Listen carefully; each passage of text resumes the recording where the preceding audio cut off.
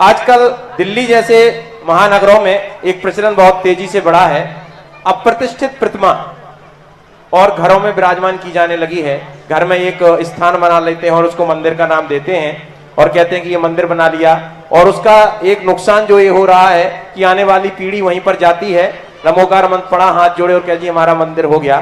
तो दोनों दृष्टि से कि ये नई पीढ़ी को हम कैसे उससे बचाएं और क्या आगम के हिसाब से कोई भी मूर्ति किसी भी, चाहे भगवान की हो, चाहे परिवार के किसी पुराने व्यक्ति की हो, मूर्ति किसी भी घर में गृहस्थ के लिए ठीक नहीं है, सब तरफ से अशुभ है।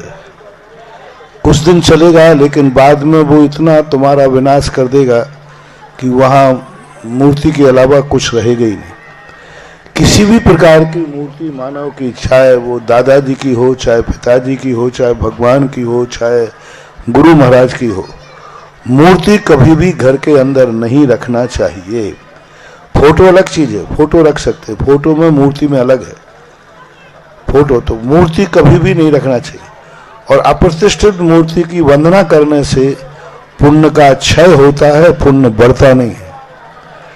सम्यक पुण्य का हवा होता है, मिथ्या स्थिति बढ़ती है। क्योंकि जब तक उसमें सूर्य मंत्र की स्थापना नहीं होगी, ऐसी मूर्ति की वंदना करना पाषाण मूर्ता है, उससे पुण्य बढ़ेगा नहीं बल्कि पुण्य घटेगा। इसलिए घरों में किसी भी प्रकार की, चाहे प्लास्टिक की हो, चाहे सोने की हो, चाहे चांदी की हो, कोई भी मूर्ति रखने योग्य नहीं है। किसी की भी घर में कदापि मूर्ति नहीं रखना चाहिए और ना ही उसकी पूजा करना चाहिए, अर्चना करना चाहिए, वंदना करना चाहिए और पूजा स्थल आदि पर नहीं रखना चाहिए। और उसकी वंदना करने का कोई सवाल ही नहीं उठता। करते हो तो तुम्हें कभी कुचित कर जाते, तुम्हें सफलता मिल जाए तो मूर्ति के कारण नहीं, वो सफलता कभी मिल भी जाएगी काकताली न्याय से तो 100 बार आपको वो विफलता भी देगी। इसलिए ऐसी गलती नहीं करना चाहिए।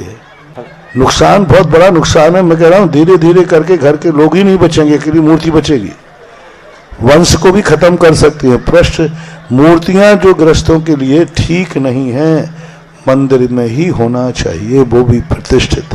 और महाराज जी कुछ लोग इसमें कहते हैं कि पहले गृह चैत्यालय हुआ करते थे। गृह चैत्यालय हुआ करते थे, घर में चैत्यालय नहीं होता था। गृह चैत्यालय का अर्थ होता था निजी चैत्यालय। निजी चैत्यालय का अर्थ होता कि बहुत बड़े प्रांगण होते थे, राजा महाराजा होते थे। अब राजा महाराजाओं के परिवार के बच्चे, महिलाएं बाहर नहीं जा सकती थी क्योंकि उनकी सुरक्षा का सवाल होता था। इसलिए बहुत बड़े मैदान होते थे, किलोमीटरों में उनके बाग बगीचे महल होते थे। किसी एक कोने के अंदर उनका मंदिर होता था, उसको गृह चैत्यालय कहते। गृह चैत्यालय का व्यक्तिगत जमीन पर बना हुआ चैत्यालय, ना कि घर में चैत्यालय। स्पष्ट रूप से शास्त्रों में जिस मकान में रहते हैं उस मकान में भगवान की मूर्ति की स्थापना करना भगवान का अपमान है, अभिनय है। क्योंकि गृहस्थी के हिसाब से चलती है और मंदिर के हिसाब से चलता है। घर कभी मंदिर नहीं हो सकता। आप गृहस्थी के हिसाब से चलेगी, खाना भी होगा, पीना भी होगा, बच्चे गंदगी भी करेंगे, जूते चप्पल पहन के भी जाओगे, सब कुछ। आप घरों में जो कुछ होता है वह मंदिरों में तो नहीं होता ना। तो मंदिरों में जो होता है वो घर में नहीं हो सकता है, नहीं तो घर ही नहीं रहेगा। और जो घर में होता है वो मंदिर में नहीं किया जा सकता। और भगवान यदि वहां बैठ गए तो वो घर मंदिर हो गया।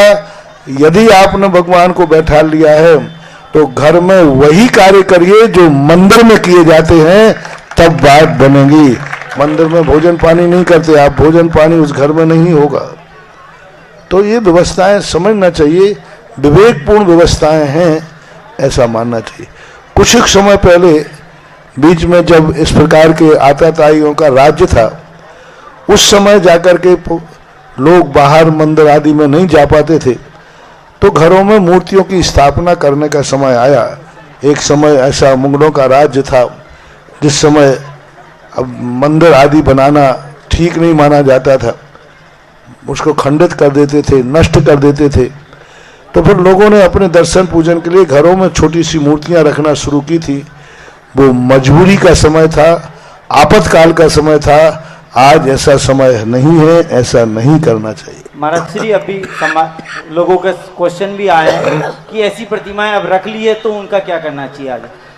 बिना प्रतिष्ठित है तो उनको विसर्जित कर देना चाहिए, प्रतिष्ठित है तो पंचायती मंदिर में जाके विराजमान कर देना चाहिए।